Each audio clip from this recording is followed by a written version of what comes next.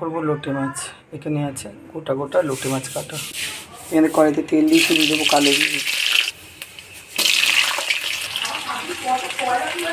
এখানে পেস্টে আছে আদা, 2 থেকে 3 কোয়া রসুন আর কাঁচা লঙ্কা আর একটা টমেটো। আদা, রসুন আর কাঁচা লঙ্কা টমেটোর মধ্যে দিয়ে দিলাম হলুদ, দিয়ে দেবো স্লাইট অল্প লঙ্কার গুঁড়ো, পরিমাণ মতো নুন। আলুটা ভাজা হয়ে গেছে, দিয়ে দেবো মশলাটা।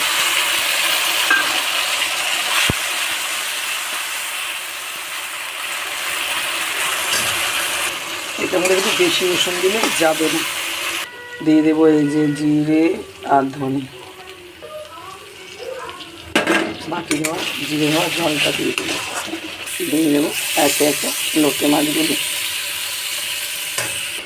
দিয়ে দিয়েছি মাছগুলি।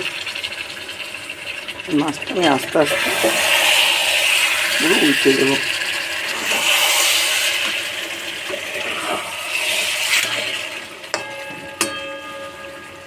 এরকম থাকবে মাছটা। এবার কিছুক্ষণ বসানো থাকবে, গ্যাসটা পুরো বাড়ানোই থাকবে।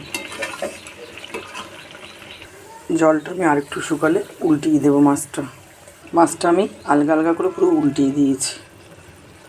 এর উপর দিয়ে দেবো কতগুলি ধনে পাতা, দিয়ে দেবো বেশ কিছুটা 4টে কাঁচা লঙ্কা আর ধনে পাতা। এটা দিয়ে আমি পুরো আলগা আলগা করে একদম উল্টিয়ে দেবো আবার, তারপরেই নামিয়ে নেব। এইভাবে পুরো উল্টিয়ে দেবো। যে না খাবে একবার অবশ্যই বাড়িতে বানিয়ে খাবে, দারুণ লাগে।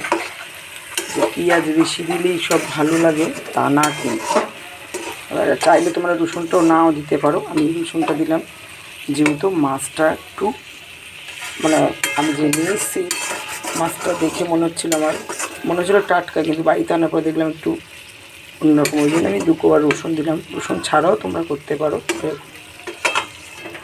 আর গরম গরম ভাতে কিন্তু দারুণ লাগে। নামানোর আগে কিন্তু ধনে পাতাটা একটু বেশি করে দিতে হবে। হয়ে গেছে, এবার এটাকে আমি নামিয়ে নেব 2 মিনিট রেখে। এবার এটাকে আমি নামিয়ে নেব। হয়ে গেছে আমার লোটে মাছ। আর অবশ্যই এভাবে বাড়িতে বানিয়ে খাবে, দারুণ লাগে। কিন্তু এভাবে লোটে মাছ বাড়িতে বানিয়ে খেলে গরম গরম ভাতের সঙ্গে তো দারুণ। আর দেখো এরকম ধনে পাতা একটু বেশি করে দিতে হবে, অসাধারণ লাগে খেতে। চলো টাটা।